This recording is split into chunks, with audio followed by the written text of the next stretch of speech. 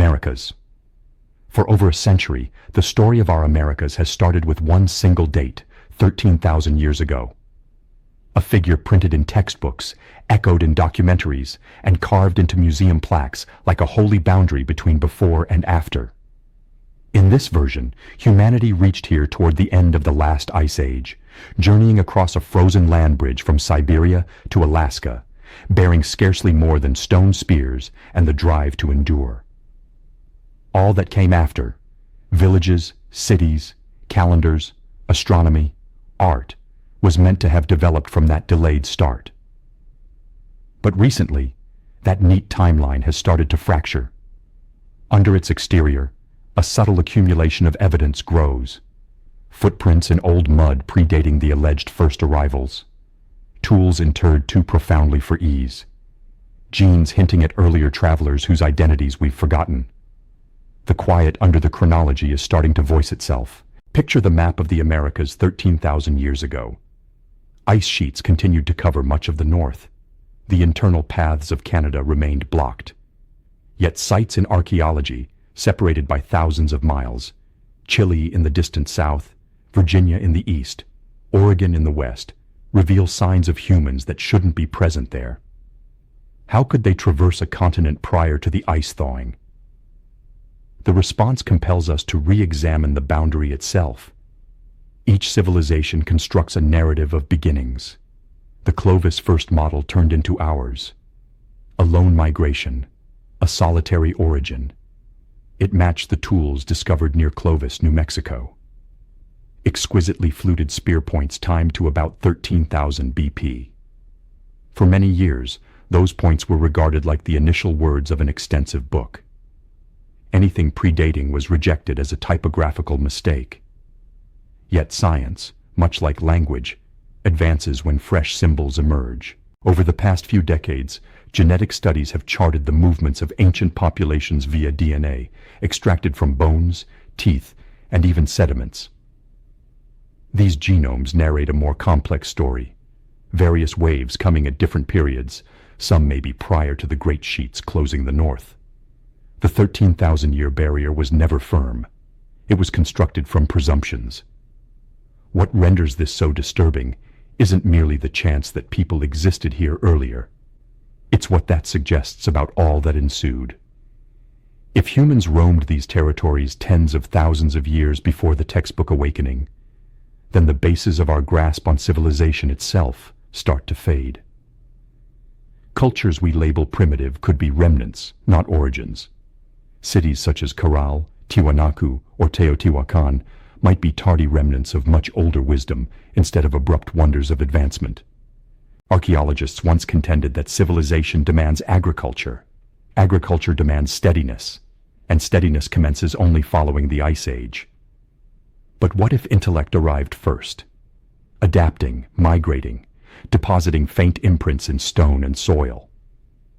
Throughout the continent, fresh digs are extracting those imprints from the earth. They pertain to hands that formed tools 18,000 years ago in Chile, to feet that imprinted wet ground 23,000 years ago in New Mexico, to intellects that observed the same stars we view tonight. And yet, for every find that stretches the vista, another opinion declares it has to be an error. Because shifting the timeline means revising the narrative, and narratives hold authority. Entire scholarly careers, national essences, even financing structures depend on the firmness of 13,000 years. To challenge it is to release the anchor that prevents history from wandering.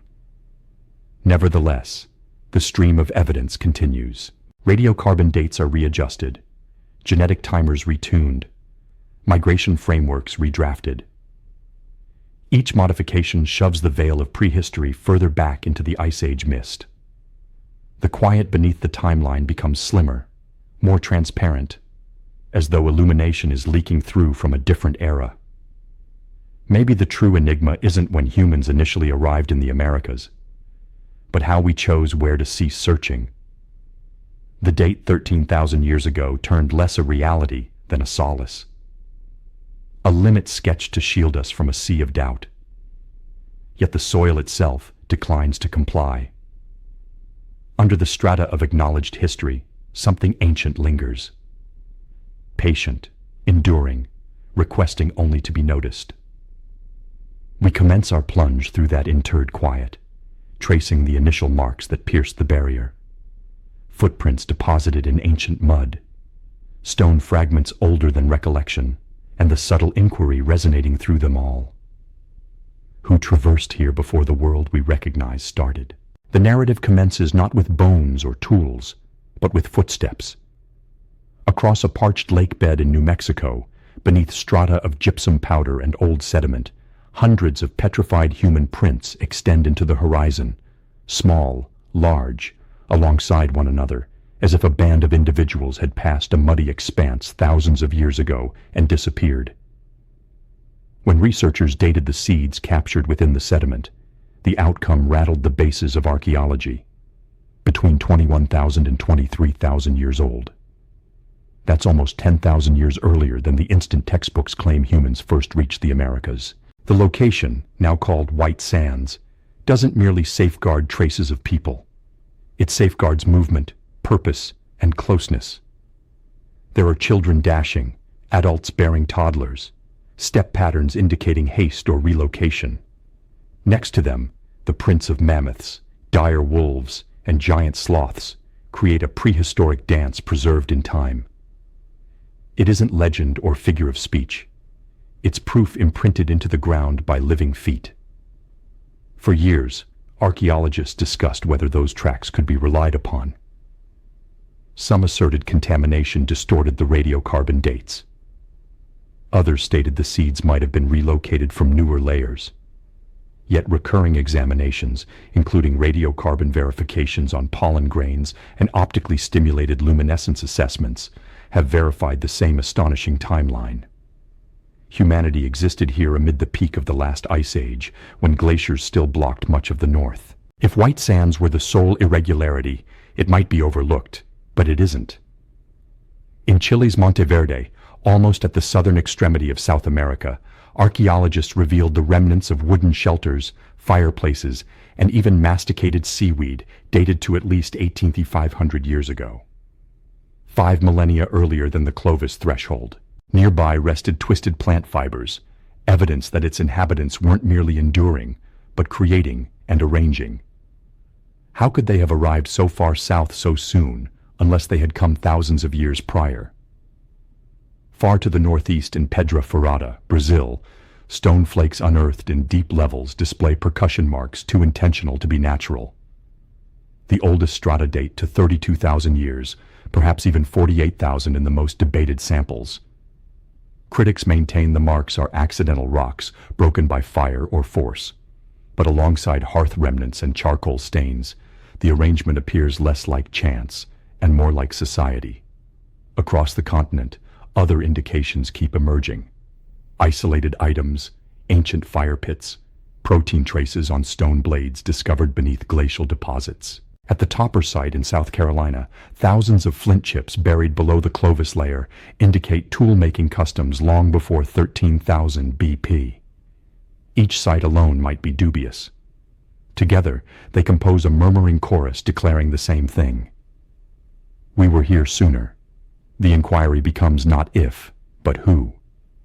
Were these early dwellers connected to later Native American bloodlines? Or were they a completely distinct migration now vanished in time? Genetic information implies that the forebears of modern indigenous peoples separated from East Asian groups around 25,000 years ago, matching eerily with these archaeological discoveries. Some scholars suggest a Beringian standstill where ancient peoples resided for millennia in an ice-free sanctuary before spreading south. Others envision coastal journeys along the Pacific Rim in boats tracing kelp forests and currents. A seafaring migration obscured by rising waters. If accurate, then whole sections of prehistory rest submerged beneath continental shelves, unseen by conventional archaeology. Every fresh discovery appears to drag the starting point backward. 13,000, 18,000, 23,000, 32,000 years. The further we excavate, the more ancient the narrative grows. And perhaps this is the genuine blasphemy that civilization may not emerge from nothing, but from strata of overlooked lives stacked atop one another like sediment. Standing at white sands today, as twilight colors the desert silver, you can nearly sense those ancient voyagers close, the pressure of their feet pushing through time. The tracks undulate faintly in the waning light, as if the past were inhaling beneath the dust. Maybe they weren't the first to come. Maybe they were already heirs of someone more ancient, survivors of an era that had already arrived and departed. Next, we trace the scientists who attempted to gauge these ages and find that even time itself, when squeezed too firmly, starts to shatter. Time in science is meant to be absolute, a constant flow moving in one direction. But in archaeology, time is delicate. It curves with every presumption we hold about how nature acts. The radiocarbon clock, the instrument we depend on most to assess the age of our past, is one such delicate guide. Precise on paper, yet influenced by unseen forces that alter with the sky, the sea, and even the stars. For almost a century, carbon-14 dating has served as the cornerstone of archaeological chronology. It operates on a straightforward concept. Living organisms take in radioactive carbon from the atmosphere. When they perish, that isotope decays at a recognized pace. By gauging how much lingers, scientists can approximate when the organism last lived. Elegant, logical, apparently unerring. But like every guide, it directs accurately only when the surrounding field is steady, and Earth's field has never been motionless. When cosmic rays hit our atmosphere, they generate carbon-14. But cosmic radiation varies, affected by solar flares, magnetic flips, volcanic outbursts, even supernovae. The amount of 14C in the air has not remained constant, meaning ancient samples can seem thousands of years younger or older than they really are. To amend this, researchers calibrate outcomes using tree rings and ice cores. Yet those archives themselves extend back only so far, scarcely 50,000 years. Beyond that, the arc of time starts to obscure. Nowhere does that obscurity grow more contentious than in the Americas. At an excavation in Valsequillo, Mexico, archaeologists unearthed charred wood pieces deep beneath volcanic sediment. When examined, the samples produced an age of 250,000 years. So ancient it threatened to revise not just American history, but human history entirely. The outcome was rejected as contamination. Though no contamination was demonstrated, the dig was shut. The sample stored away. The cause was straightforward. Such a figure didn't align with the model. At Pedra Furada, Brazil, comparable reasoning unfolded. Stone tools located in layers that could be 32,000 years old were tagged naturally broken stones. Critics stated the site couldn't be dated dependably because there was no appropriate organic matter. But that's the contradiction. The lack of datable carbon doesn't signify the lack of people.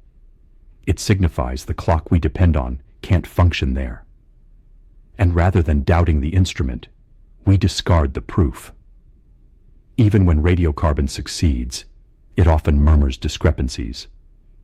Samples obtained inches apart in the same stratum can vary by tens of thousands of years. Burned wood, bones, and shells each convey a slightly distinct narrative, as if the Earth itself can't concur on its own age. And yet, archaeology persists in relying on that clock like a support, because without it, our account dissolves into haze. One softly recognized reality within dating facilities is the gentle suppression of unusual results. Laboratories occasionally decline to handle samples that seem too ancient for their setting. Grants, reputations, and conceptual structures hinge on consistency. Data that don't align are marked mistakes rather than inquiries. One archaeologist once admitted he had to fabricate the origin of an artifact, asserting it originated from a different location just to get it analyzed.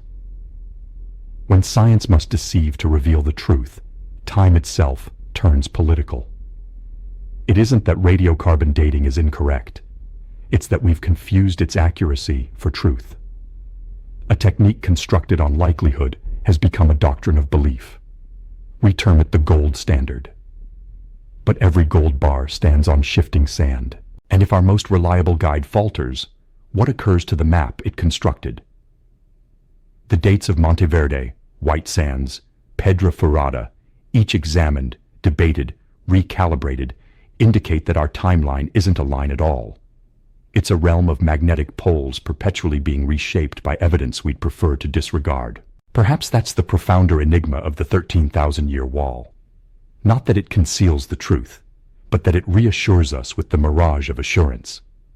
To traverse that wall is to enter a terrain where even time must be rediscovered.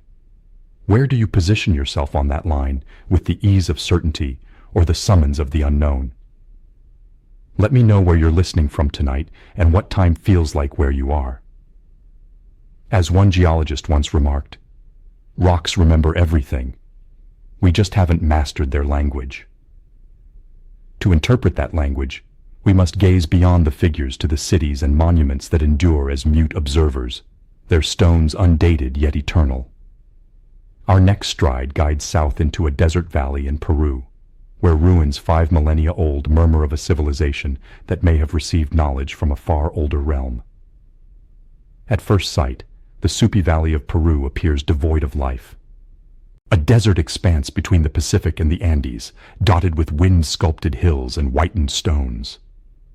Yet beneath that quiet lies the pulse of one of humanity's oldest recognized cities. Its name is Caral. For thousands of years, it slumbered under layers of dust, confused for common mounds. Then, at the dawn of the 21st century, archaeologist Ruth Shady Solis brushed away the sand and discovered geometry. What surfaced was not disorder, but plan. Stepped pyramids, sunken plazas, stairways oriented to the stars. Radiocarbon tests timed Caral to around 2600 BCE. As ancient as the earliest pyramids of Egypt and older than the ziggurats of Mesopotamia. Yet here in a locale the textbooks had deemed prehistoric arose a complete metropolis of stone and structure. Caral revised the map of civilization. It possessed music before arms, mathematics before metal. Its constructors employed quarried stone strengthened with woven reed netting, a method that absorbs earthquakes, a type of seismic engineering rediscovered only in contemporary times. They organized residential areas, plazas for rites, and pyramids whose staircases were positioned so the sun's rays at solstice descended precisely along the central axis. Beneath the dust of the Andes, someone had computed the heavens. In the ruins, researchers discovered flutes crafted from condor and pelican bone. Fragments of corn husks, gourds, textiles, and fishing nets weighted with shells from the coast, 20 kilometers distant. The evidence disclosed a society maintained not by domination, but by exchange, between mountains, rivers, and sea. No strongholds, no arrowheads, only accord and remarkable design. But the larger mystery isn't what they constructed. It's how they constructed it without the elements we link with progress.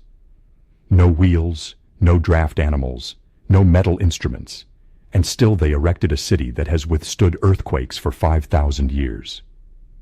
The solution appears to reside in purpose.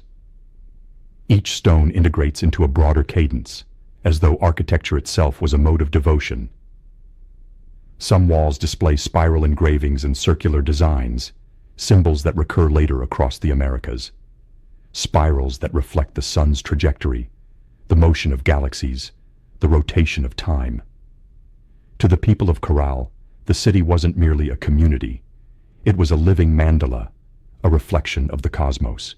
Even their instruments, bone flutes tuned to pentatonic scales, may have been employed to resonate within the circular plazas, transforming sound into holy vibration. Ruth Shady termed Caral the mother of civilizations in the Americas. Yet many suspect it was not an origin, but a recollection, a rebuilding after disaster. Geological evidence reveals massive floods and sea level changes impacted Peru's coast before Caral's emergence. Could its founders have been survivors reconstructing what they once understood? If so, Caral may signify not humanity's first rise, but its comeback. Around its pyramids lie enclosed chambers filled with ash and burnt offerings, proof of ritual termination. It seems the people of Caral intentionally concluded their era, covering sacred areas before leaving them. No war ruined the city. Time did.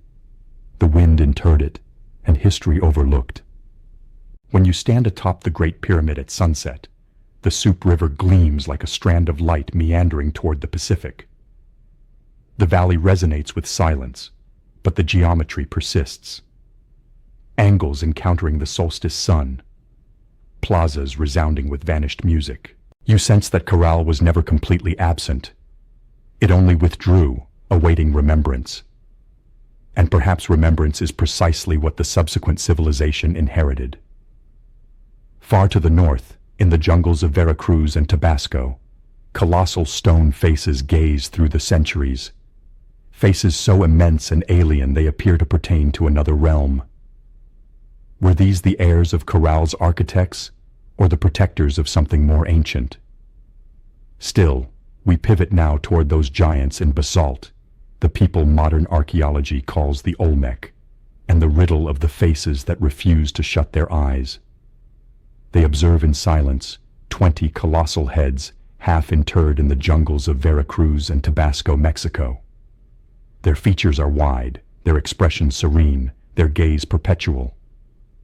Each face sculpted from a single block of basalt, some weighing over 50 tons. They are recognized as the Olmec heads, and they do not fit the timeline we've been instructed. No two are identical. One smiles subtly, another appears severe. Some don helmets etched with elaborate bands. Others carry marks that might be script. But what connects them is their magnitude and their enigma. They emerge abruptly without any sign of progression from simpler shapes. Around 1200 BCE, the Olmec civilization surfaces as if completely developed, constructing ceremonial hubs, drainage networks, and pyramids of earth, then fades into the haze of history. Archaeologists term the Olmec the mother culture of Mesoamerica, the origin from which the Maya, Aztec, and Zapotec derived their calendars, deities, and cosmic perspective. Yet the Olmec left no written records to clarify who they were, the heads their utterance. The puzzle intensifies when we ponder how they were created.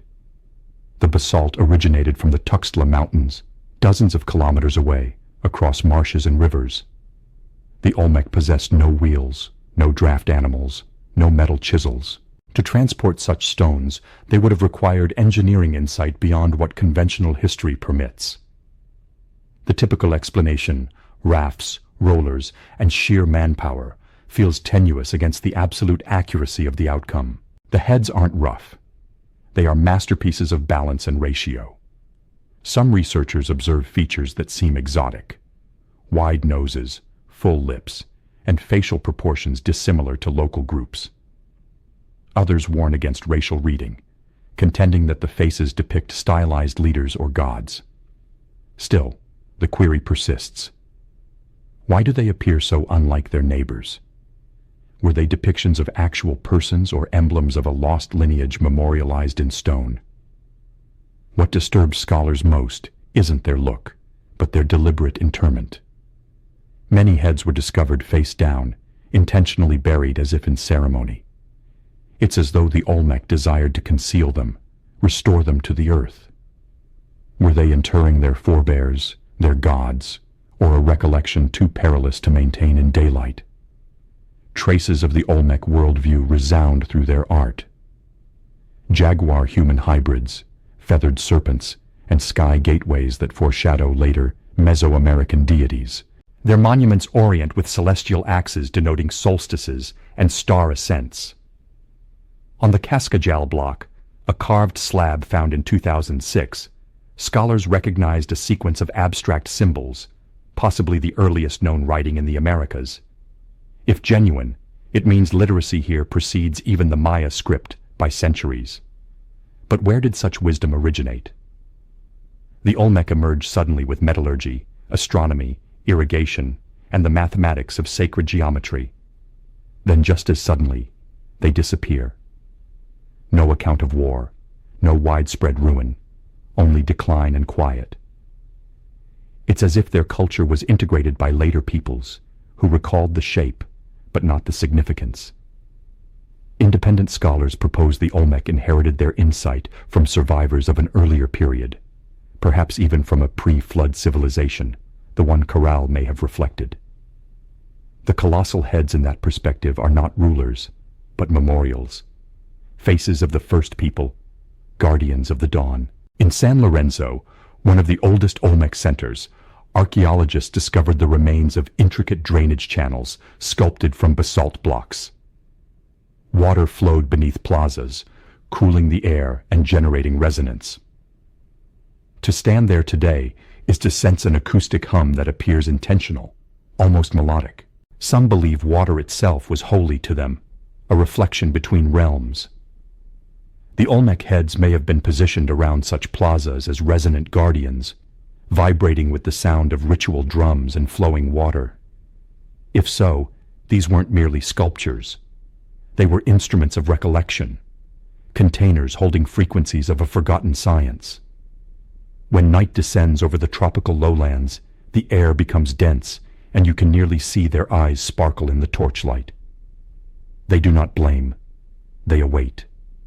Perhaps for acknowledgement, perhaps for the instant humanity recalls who sculpted them and why they chose to hide their own image beneath the soil. Because beyond those faces lies a plateau, where stone itself seems to have been shaped by impossible hands, where engineers of the Andes molded diorite and andesite with surgical exactness that mocks our instruments. The path of the lost builders directs us next to the high plains of Bolivia, to Tiwanaku and Puma Punku, the cities that murmur of machines fashioned from stone. At nearly 13,000 feet above sea level, where oxygen rarefies and clouds skim across the Andean summits, lie the fragmented ruins of Tiwanaku, a city so ancient and so exact it appears to belong to another realm. Stones the size of modest houses lie dispersed like fragments of a shattered device, not coarse, not worn, but sliced and formed with millimetric flawlessness, their edges converging at impeccable right angles. And nearby at a smaller complex named Puma Punku, the enigma becomes nearly intolerable. Here, enormous blocks of andesite and diorite among the hardest stones on Earth are sculpted into intricate H shapes and interlocking slots that seem as if molded rather than chiseled. The surfaces are level to fractions of a millimeter. Circular apertures are bored straight through with mechanical accuracy, as though someone once employed rotary instruments made of steel or diamond. Yet according to mainstream archaeology, the builders owned no iron, no steel, not even the wheel. When early explorers encountered Puma Punku in the 16th century, they believed the ruins must have been fashioned by gods.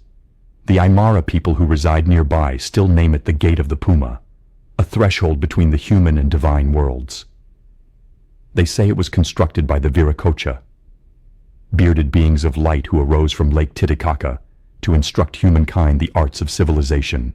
To the west, the lake still glistens, immense, elevated, and impossibly serene, as if protecting the memory of its creators. Geologists verified that many blocks at Tiwanaku weigh 100 to 130 tons, quarried from mountains over 10-kilometer distant. Moving them without advanced instruments, cranes, or draft animals seems almost ridiculous. Some researchers suggest rolling them on logs, but no extensive forests existed at this height. Others propose reed sleds on damp clay. But how to manage 100 tons of stone down steep ground? Each hypothesis strains against the evidence. Archaeologists date Tiwanaku's zenith to around 500 and 900 CE. Yet astronomical alignments of the Colosseum temple indicate an origin thousands of years earlier. When the solstice sun ascends, its rays traverse the temple's eastern gate in perfect orientation, a precision that would be absent if the structure had been erected even a few centuries later or earlier due to alterations in Earth's axial tilt. If that alignment was purposeful, the original building could antedate accepted history by millennia and the symbolism embedded in its architecture communicates more than engineering. The Gateway of the Sun, a single monolithic arch weighing 10 tons, is etched with a central deity encircled by 32 winged figures. Some seem to hold circular items. Others stand beside geometrical motifs resembling gears or beams.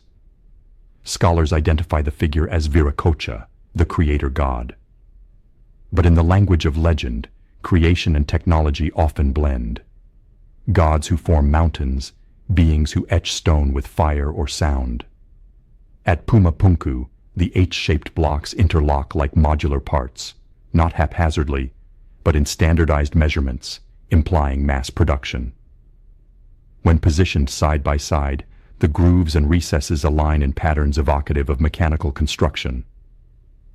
Some engineers have theorized that these were once components of a massive edifice, perhaps a ceremonial complex with movable elements or a mechanism for directing sound, water, or even energy. One particularly eerie discovery originated from the subterranean temple nearby, a sunken courtyard lined with stone heads inserted in the walls. Each one sculpted with distinctive features, different ethnicities, expressions, even cranial forms. Over 100 faces gaze outward as if depicting an assembly of lost nations. Who were they, and why eternalize them in stone? Could Tiwanaku have been not a city, but a convergence point? A meeting of ancient cultures that shared a single cosmic dialect? Modern researchers employing 3D laser scanning have affirmed tolerances so precise they rival machined metal. Some surfaces display micro-scratches, consistent with swift tool rotation. Others bear traces of intense localized heat, as if the stone had been softened or reformed while still solid. To conventional archaeology, such occurrences are unexplained oddities. To those who examine lost technology, they are imprints, evidence of techniques we no longer comprehend. Yet the deeper enigma may not be how these stones were formed, but why they were left incomplete. Scattered across Puma Punku are half-cut blocks, fragments mid-process, as if building stopped instantly. The stones lie as though hurled by some catastrophe, an earthquake, a flood, or something vaster. Legends of the Aymara speak of the night when the stars descended, when the gods shed fire and transformed day to darkness. Could a celestial occurrence, a comet perhaps, have terminated the age of the builders? Whatever transpired, Tiwanaku never truly perished.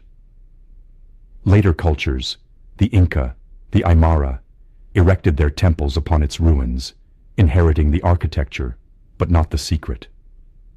They viewed the stones as sacred artifacts, remnants of a divine era. When the Spanish came, they too were astonished. These buildings are not the labor of men. One conquistador wrote, "They were made by giants." Perhaps in a sense they were giants, not in stature, but in wisdom. The architects of Tiwanaku appear to have grasped something we have overlooked, the harmony between matter and vibration, between stone and sky. And as we trace that resonance northward through jungles and centuries, we meet another people who inherited that same fixation with time, architecture, and the heavens. The Maya, whose pyramids and calendars transformed astronomy into art. Their cities, concealed under green canopies, are awaiting. Their calendars murmur not of years, but of cycles. Worlds that conclude, and worlds that commence again. The jungle never forgets. It only conceals. For centuries, the ruins of the Maya world slumbered beneath a sea of green. Stone pyramids engulfed by ceiba roots, temples masked as hills, cities consumed by silence. When explorers first accessed them, they thought these were solitary monuments. But as satellites and lidar stripped back the canopy, the truth arose. An entire civilization had once prospered here, vast, linked, and fixated on time. Among the most eerie discoveries was El Mirador, deep within the Petén Basin of northern Guatemala. Before the classical cities of Tikal or Palenque ever ascended, El Mirador already endured. A metropolis extending over 150 square kilometers with causeways reaching for miles through thick rainforest. Its central pyramid, La Danta, soars more than 70 meters high. In sheer bulk, it exceeds even the Great Pyramid of Giza. Yet El Mirador was constructed 1,000 years before the Maya Golden Age. That means when the world still pictured the Maya as primitive, they were already architects of mountains. Archaeologists have revealed causeways surfaced with lime and stone, aqueducts, and a hydraulic system engineered to direct rainwater across raised terrain. These were not the creations of nomads or farmers. They were the framework of planners, astronomers, and engineers. On the walls of El Mirador's temples, faint reliefs portray serpents, suns, and twin deities, early versions of the gods that would later rule Mesoamerican religion. Their mythology, already established, speaks of creation not as a start, but as a cycle, reflecting far older patterns found at Caral and Tiwanaku. But it is their script and calendar that disclose the extent of Maya brilliance. Their hieroglyphic writing, a system of over 800 signs, emerged in its earliest known forms, fully matured, not slowly developing like Egyptian or Sumerian script. Scholars still discuss how it surfaced so abruptly. Some believe it was inherited from the Olmec, or an even older unnamed culture. Whatever its origin, this script could document not only speech but concepts, cosmic cycles, dreams, and mythic histories gauged in thousands of years. Their calendar was even more astounding. 3 systems interwoven like gears in a celestial mechanism. The Tzolk'in 260 days, the Hab 365 days, and the long count, which followed days continuously from a creation date matching August 11th, 3114 BCE. When European astronomers were still modifying their Gregorian leap years, the Maya calendar had already attained in precision within seconds of the true solar year. They erected entire cities to embody that wisdom. Temples aligned exactly with solstices and equinoxes. Staircases framed the ascent of Venus.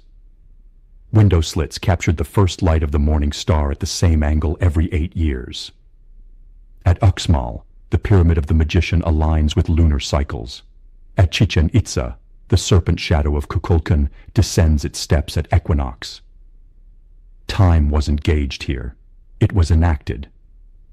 But what sort of civilization exists to serve the rhythm of the cosmos rather than the desires of kings? The Maya perceived time not as a straight line, but as a living entity, days as spirits, years as deities, worlds as recurring visions.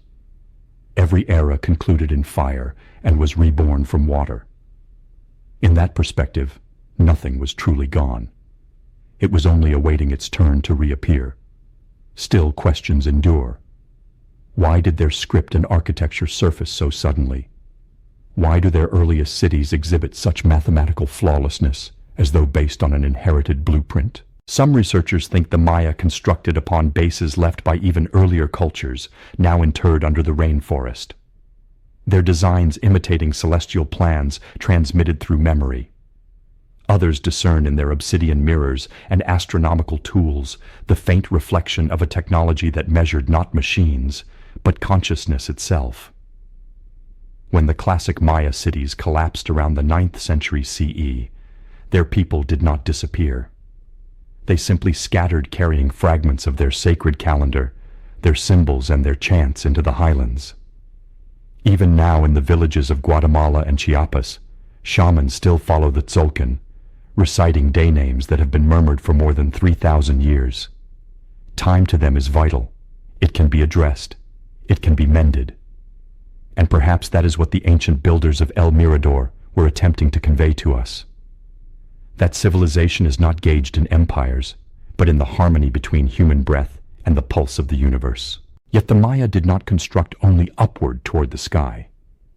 They constructed downward into the underworld, into the caves, cenotes and rivers they believed linked the living world to the divine.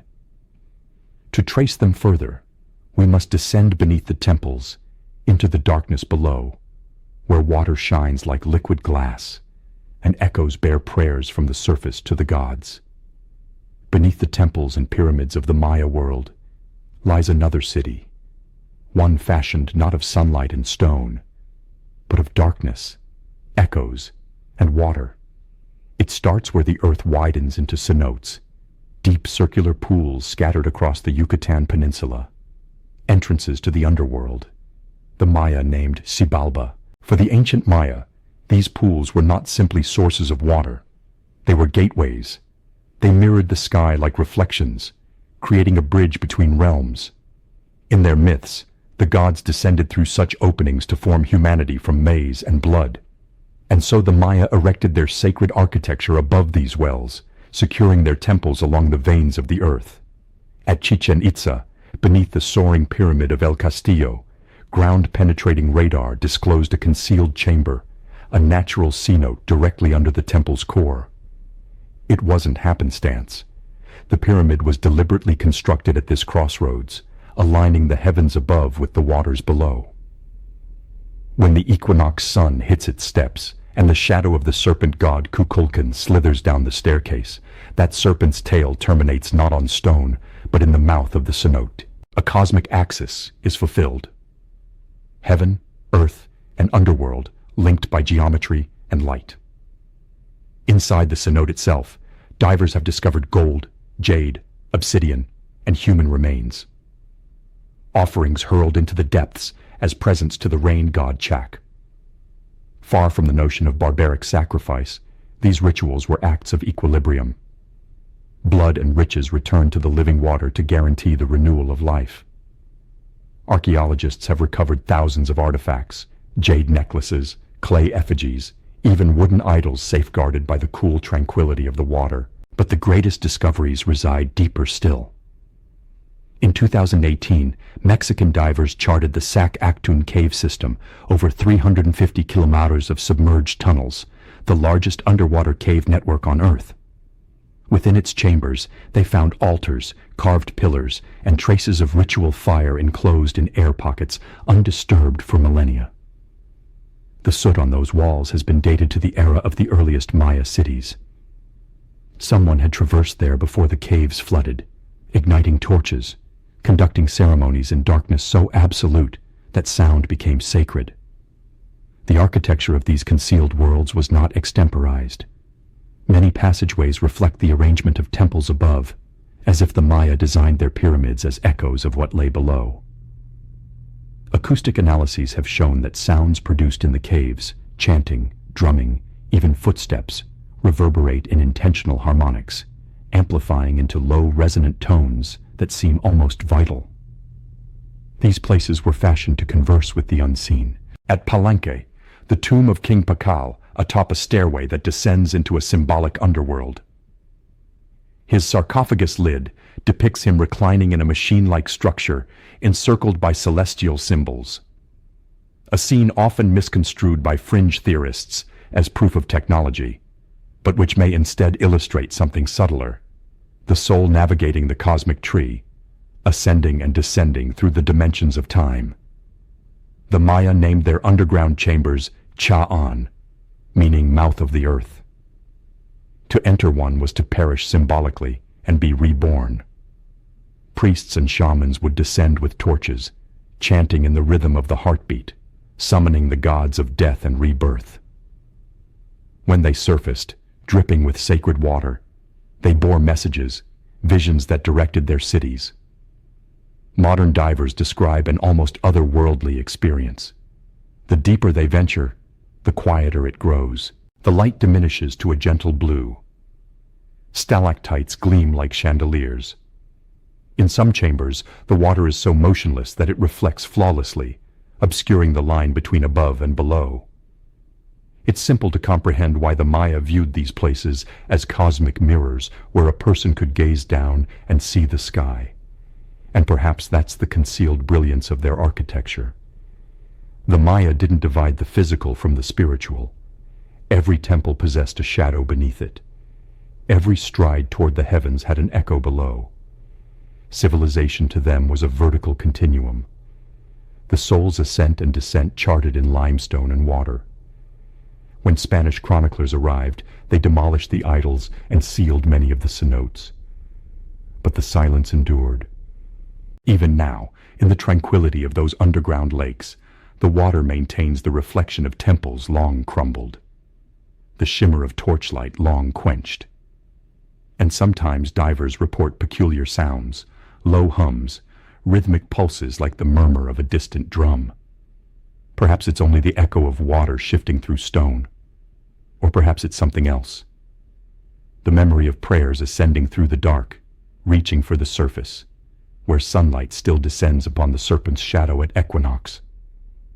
From these subterranean realms of water and silence, the trail of forgotten architecture ascends again, this time northward toward a vast city constructed not in the jungle, but in an open valley of stone.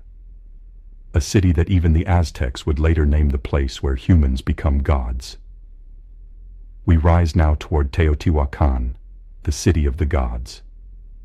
A place whose builders stay nameless, and whose silence speaks louder than any inscription ever could. 50-kilometer northeast of modern Mexico City ascends a valley of ghosts, immense, geometric, and eerily quiet. The locals call it Teotihuacan, the place where humans become gods. From the air, its layout resembles a circuit board of stone. Broad avenues, stepped pyramids, and plazas organized with impossible accuracy. The scale challenges belief. 2,000 years ago, this was the largest city in the Americas, matching Rome and Beijing in magnitude. Yet no one knows who erected it. By the time the Aztecs discovered Teotihuacan in the 14th century, it had already been forsaken for nearly a millennium. They regarded it as sacred ground, believing the gods themselves had fashioned it after a great catastrophe to restart the sun. They presented sacrifices at its pyramids, attempting to revive the cosmic balance its builders once upheld. But beneath their veneration lay unawareness. The city's original name, its language, its rulers, all obliterated. The Avenue of the Dead extends for nearly 3 kilometers aligned precisely 15.5 degrees east of north. At its center stands the Pyramid of the Sun, constructed from over 3 million tons of stone. Its base nearly identical in size to Egypt's Great Pyramid. Across from it rests the Pyramid of the Moon, mirroring its shape. Smaller yet positioned on a higher terrace to equalize the skyline. Between them extends a boulevard that once accommodated processions of priests, astronomers, and perhaps the rulers themselves, whoever they were. Excavations disclose that the city was designed from the outset. Streets converge at right angles, drainage channels flow beneath plazas, and multi-story apartment compounds suggest advanced urban oversight. The walls were once coated red, adorned in murals of jaguars, eagles, and suns, symbols of change and rebirth. Yet there are no depictions of kings or dynasties. The city communicates in collective symbols, not individual egos. It feels more like a mechanism for ceremony than a human dwelling. Beneath the Pyramid of the Sun, archaeologists uncovered a tunnel filled with offerings. Jade, obsidian, seashells from far coasts, and the bones of animals from the jungle. Crocodiles, jaguars, and birds that never inhabited the highlands. These were not ornaments. They were intentional links between worlds connecting the city to the sea, the sky, and the underworld. Then in 2003, another tunnel was discovered beneath the Temple of the Feathered Serpent, Quetzalcoatl, a passage descending more than 100 meters into the earth. Inside, archaeologist Sergio Gomez and his team found thousands of artifacts, carved statues, pottery, mirrors of polished pyrite, and mysterious spheres coated in metallic dust. When lights were directed upon them, they shone like embers. The air itself shimmered with traces of liquid mercury pooled along the chamber floor. Mercury, a liquid metal linked with transformation and divinity in many ancient cultures. How did they obtain it, convey it, and store it without poisoning themselves? And why here, beneath a temple oriented to the stars? Some speculate it symbolized a mirror of the heavens, a subterranean sky where gods walked in reflection. Others view it as emblematic of blood flowing beneath the city's heart. The city's whole design reflects celestial geometry. The Avenue of the Dead aligns with the setting of the Pleiades. The pyramids match the positions of major planets. From above, the pattern resembles Orion's belt, the same constellation echoed by the pyramids of Giza. Two civilizations, oceans apart, both encoding the heavens in stone. Coincidence or legacy? The absence of writing in Teotihuacan may not indicate ignorance but secrecy. Symbols of serpents, stars, and suns recur repeatedly, implying a visual code comprehended by initiates. Perhaps this was a locale where knowledge was conveyed through architecture, sound, and ritual rather than text. Recent studies demonstrate that standing atop the Pyramid of the Moon, a clap of the hands generates a sharp echo, not haphazard, but tuned to imitate the call of the Quetzal bird, sacred messenger of the gods. The entire plaza functions as a resonator. Teotihuacan was engineered to speak, and yet at some juncture around the 6th century CE, the city collapsed. Archaeological layers reveal fires sweeping through palaces and temples, but not the homes of commoners. This implies an internal revolt, perhaps a rebellion against a priestly elite, or the breakdown of a cosmic order no longer maintained. Whatever occurred, Teotihuacan was deserted, its rituals concluded, its lights doused, its name overlooked. Today, when you stand on the Pyramid of the Sun and observe the mist ascend across the valley, the city feels vital again. The geometry hums softly in your bones. The wind bears faint murmurs that sound almost like chanting. It is as if the stones recall their purpose, awaiting the next cycle when humans will once more become gods. But Teotihuacan was not solitary. Across the continent, other civilizations constructed with the same mute accuracy, aligning mounds to solstices, rivers to stars. And further north, another metropolis once ascended beside the Mississippi, where wood supplanted stone, but the language of the cosmos stayed the same. We travel next to Cahokia, the forgotten city of the north, where a civilization prospered in the shadow of time, then disappeared, leaving only mounds that still inhale under the grass.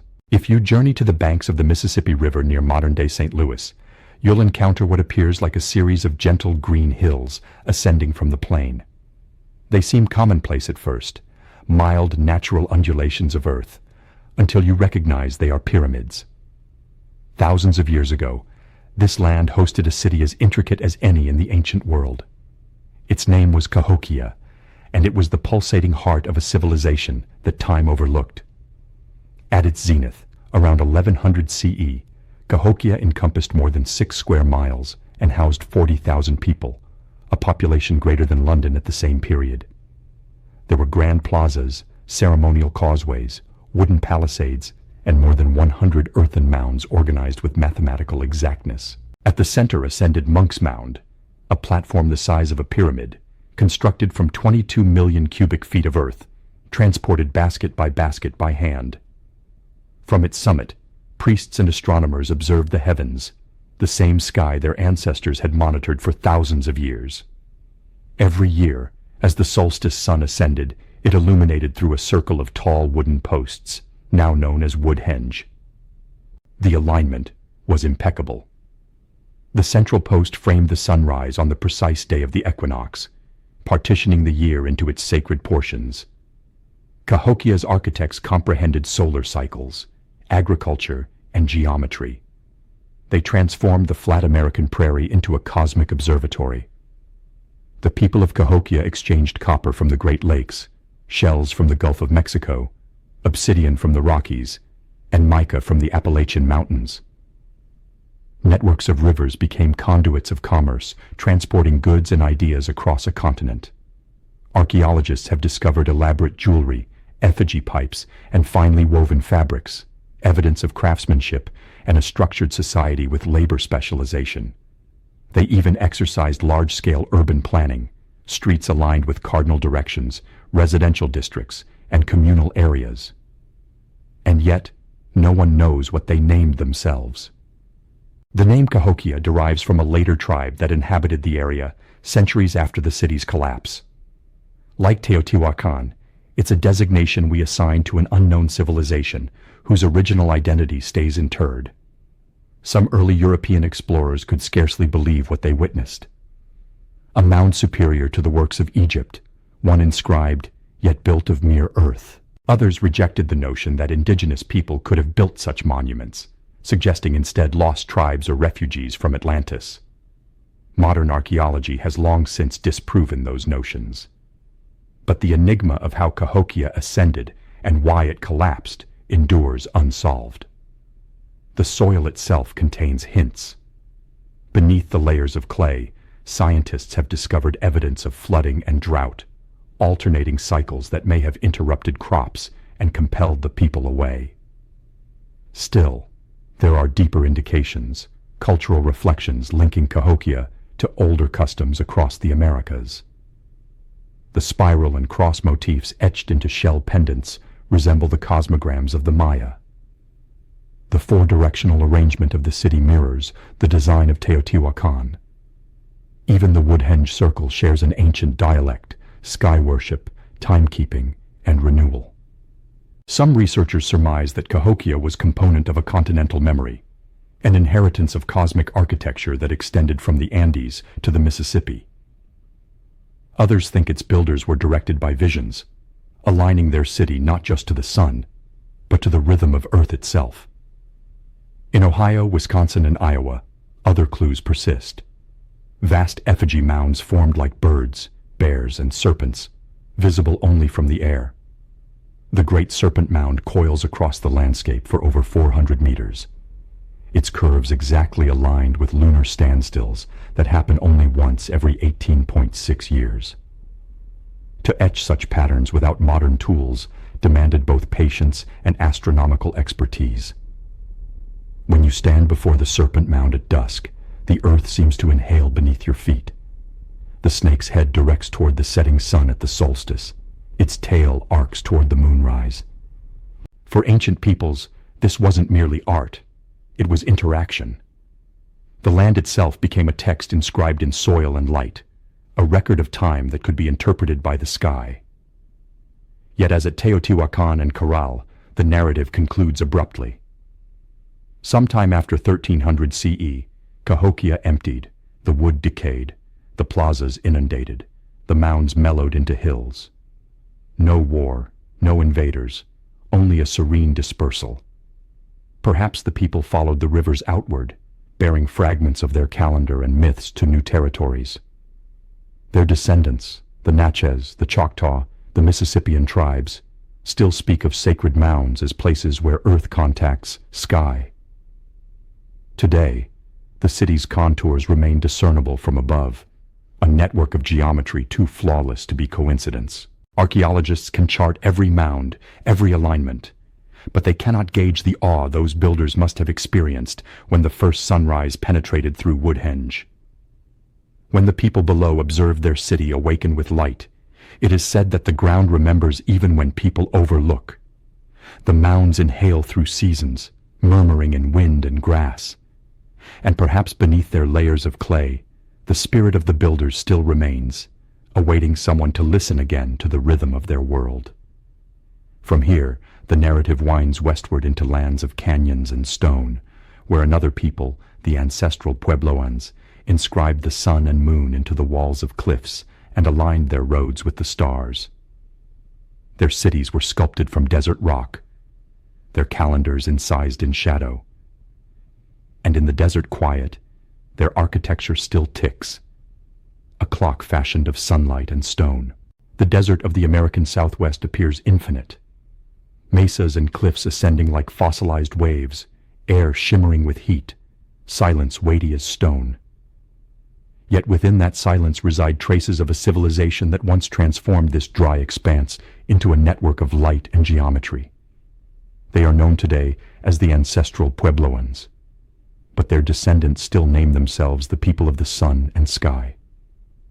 Their cities were not erected upon rivers, nor concealed in jungles, but carved directly from stone. The most remarkable of them all was Chaco Canyon in what is now New Mexico. From above, it emerges as a spiral of sandstone structures emanating from a central plaza. Great houses with hundreds of rooms constructed with precision that rivals any ancient metropolis. Walls of alternating sandstone and timber form a pattern so uniform it acts like an architectural heartbeat throbbing through every edifice. At first glance, Chaco's barrenness seems to contradict its splendor. There are no nearby streams, few trees, and summers that scorch like fire. Yet between the 9th and 12th centuries CE, this barren canyon was the hub of a vast regional network extending hundreds of kilometers in every direction. Roads straight as arrows and eerily broad sliced through the desert, linking more than 150 outlying communities. They were not haphazard trails.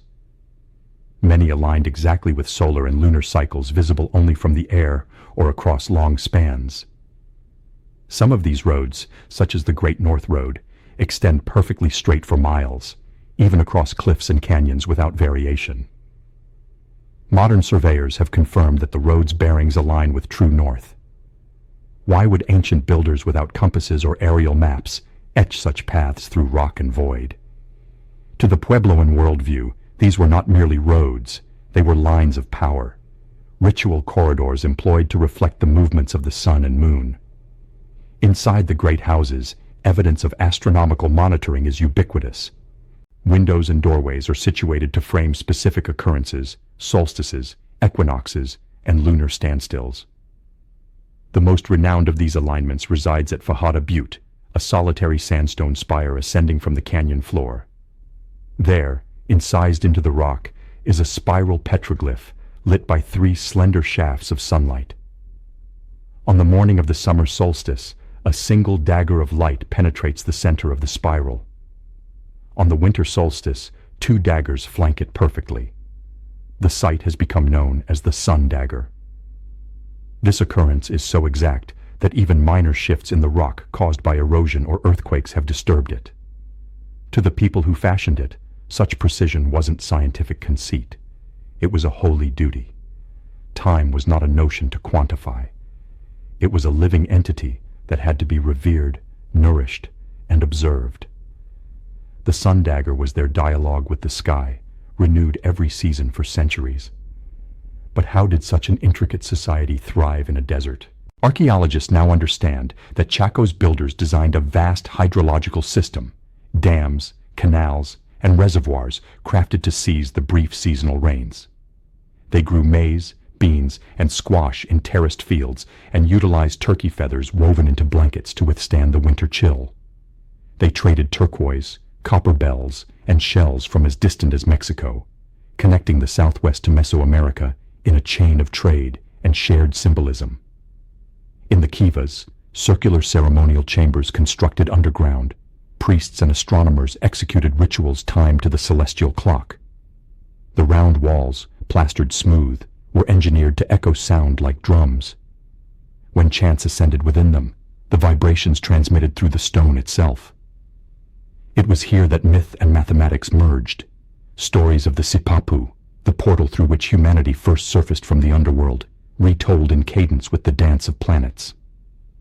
Chaco's decline stays mysterious. Around 1150 CE, drought impacted the region, and the roads that once throbbed with life grew silent. Some great houses were ritually enclosed, doorways obstructed, fire pits doused, offerings interred beneath polished floors. The people did not vanish.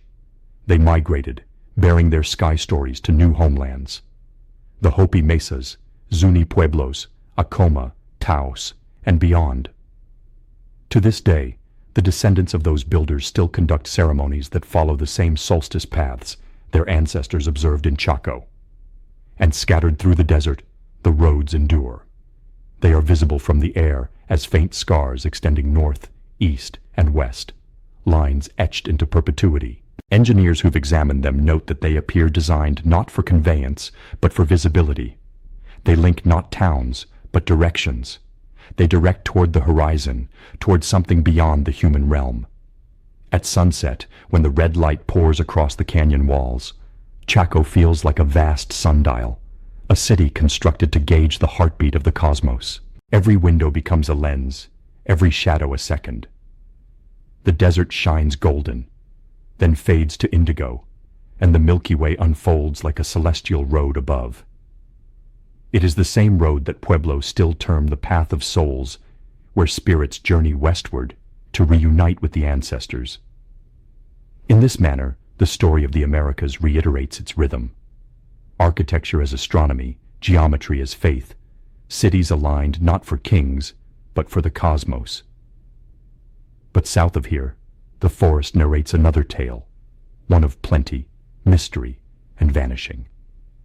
Beneath the Amazon canopy, the myths of El Dorado and the Golden Cities may have concealed something far more profound. Not treasure, but an entire ecosystem engineered by forgotten hands. We descend now from desert stone into living green, where ancient roads become rivers, and civilization grows not upon the earth, but within it. For centuries, explorers pursued a legend through the Amazon. The tale of El Dorado, the golden city hidden within an endless sea of trees. Men disappeared into that green maze, seeking its wealth.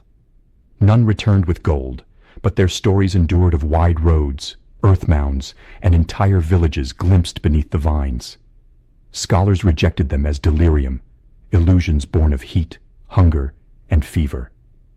The Amazon, they asserted, was a pristine wilderness, too deficient in nutrients to sustain civilization. But the forest guards secrets well. And now, with the eyes of satellites and the accuracy of LiDAR, the myth is inhaling again. In 2022, researchers mapping the Bolivian Amazon revealed a disclosure.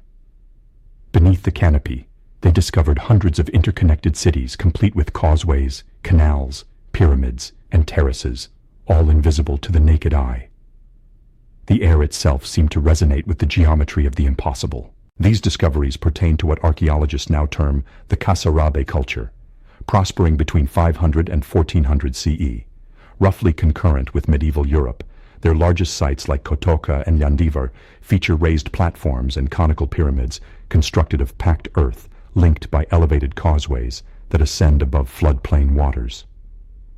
At the borders of each city lie canals, fish ponds, and irrigation fields. Not scars on the land, but symphonies of coexistence. The soil beneath these cities is terra preta, or black earth, a human-crafted soil enriched with charcoal, bone, and compost that stays fertile even after centuries. It is found across millions of hectares of Amazonia, a distinct mark of deliberate plan. This was not a wilderness. It was a cultivated forest, molded by human hands into a living garden that nourished thousands. The people who fashioned it comprehended balance better than we do, employing biodiversity itself as their architecture. The old tale of El Dorado begins to appear different. The gold may never have been metal at all. Perhaps it was the golden richness of the soil, the gleam of sunlight through engineered wetlands, or the sacred radiance of a civilization that venerated balance rather than conquest. Even colonial chronicles once ridiculed now sound prescient. Friar Gaspar de Carvajal, voyaging the Amazon in 1542, described vast towns along the riverbanks, each divided by cultivated fields and orchards. For centuries, historians rejected his narrative as fantasy. Now, LiDAR scans disclose patterns aligning with his words almost precisely. The specters of plazas, roads, and defensive walls still concealing under the trees. The implications are enormous. For generations, we perceived the Amazon as an untouched Eden, a place where nature governed and man had scarcely intruded. In truth, it was a garden civilization, one that flourished for millennia, then diminished quietly into green oblivion when disease and colonization arrived. Its legacy is the forest itself, a biome still formed by ancient design. To walk through this jungle now is to step on buried avenues. Under every root resides a memory. Clay fragments, shattered ceramics, and the carbon-rich earth that still nourishes today's crops. Anthropologists speak of earthworks, but the local indigenous peoples have always termed them the bones of their ancestors. To them, these aren't ruins. They're living kin still inhaling beneath the soil. And the legend of El Dorado, long depicted as greed's delusion, may in fact safeguard a truth. There was a city of abundance, but its treasure was wisdom. How to make the forest flourish endlessly. This contests everything we thought we knew about human advancement. The so-called primitive Amazonians attained sustainability, that modern society can scarcely envision. They constructed without erasing, lived without depleting, and vanished without contaminating what endured. When the jungle reclaimed their world, it did not demolish their work. It became their monument. Under moonlight, the canopy undulates like a green ocean. You can nearly feel the presence of invisible streets below, the rhythm of ancient water channels still guiding the flow of rain. The forest is their cathedral now, its chorus sung by insects, its bells chimed by frogs and birds. From the floodplains of the Amazon to the highlands of the Andes, from the deserts of the Southwest to the valleys of Mexico, a pattern recurs. Civilizations ascend, align themselves with nature and the heavens, then descend, leaving murmurs instead of empires. But not all their wisdom vanished. Some of it journeyed farther than we imagine across oceans encoded in myths and maps that would resurface in the old world centuries later. Because the next chapter of this mystery poses a prohibited question. What if the ancient Americas were not isolated? What if their sailors, priests, and astronomers traversed seas long before Columbus, leaving their imprints on maps, bloodlines, and legends around the world? To pursue that possibility, we must step beyond continents into the open ocean, where the edge of history dissolves into the unknown. Every history we are taught commences with an ocean partitioning the world. On one side, the Old World, Egypt, Mesopotamia, Greece. On the other, the New, the Americas, pristine and untouched until 1492. Between them, the Atlantic gapes like a wall. But what if that wall was never present? What if the ocean wasn't a hindrance, but a bridge? And the story of humanity is one of linkage, not seclusion. The first fracture in that wall originated not from legend, but from a map. In 1929, in the dusty archives of Istanbul's Topkapi Palace, a curious document emerged. The Piri race map inscribed on gazelle skin by an Ottoman admiral in 1513. It illustrated the coastlines of Africa, South America, and astonishingly what seemed to be Antarctica centuries before it was formally discovered. Even odder, the landmass was depicted ice-free with mountain ranges that modern sonar later affirmed exist beneath the frozen layer. Piri Reis asserted he assembled his map from 20 ancient sources, some Greek, some Arabic, and some sketched before the flood. If that assertion is even partially accurate, then fragments of a prehistoric maritime custom endured into the Renaissance, safeguarding memories of coasts mapped long before recorded history. Yet the Piri race map is not solitary. Other charts from the 15th and 16th centuries, the Orontius Phineus, the Zeno, and the Boache maps also exhibit surprisingly precise outlines of continents then unfamiliar to Europeans. Scholars term these anomalous projections, but taken collectively, they murmur of something grander. A network of wisdom transported across millennia, duplicated, warped, and reborn. How could this be? Did earlier civilizations hold global navigation long before the compass? Ancient customs around the world seem to suggest it. Polynesian navigators traversed the Pacific directed by stars, waves, and bird flight, steering without tools. The Phoenicians voyaged around Africa 3,000 years ago. Egyptian papyri describe the land of the West beyond the Great Sea. And in the Americas, legends narrate of bearded visitors from across the water, teachers, traders, or gods who brought seeds, metal, or tales of the stars. Genetic and botanical indications lend substance to the notion. Traces of nicotine and cocaine, plants native only to the Americas, have been identified in Egyptian mummies. Conversely, certain types of sweet potato, a South American crop, were present in Polynesia thousands of years ago. How did they cross oceans divided by 10,000 miles? Trade winds, rafts, or simply time? Perhaps all three. Then there's the contentious Solutrean hypothesis that Ice Age Europeans tracing the edge of the Atlantic pack ice arrived in North America as early as 20,000 years ago. Stone tools discovered on the Chesapeake Bay seabed bear notable resemblance to those from Paleolithic France. Mainstream science opposes this notion, fearing it eclipses indigenous origins. But the theory's endurance underscores a deeper reality that humanity's impulse to cross boundaries is older than any nation, older than memory itself. Even within the Americas, we discover reflections of ancient globalism. Olmec jade traced to Guatemala, spondylus shells from Ecuador found in Mexico, and copper from the Great Lakes emerging in Mesoamerican artifacts. Evidence of commerce that spanned a hemisphere. These networks reflect the world's ocean currents, as if directed by the same invisible geometry that connects continents. To envision such voyages is to revive a forgotten assurance in human potential. We have always been explorers, interpreting clouds as compasses, stars as maps, birds as signs.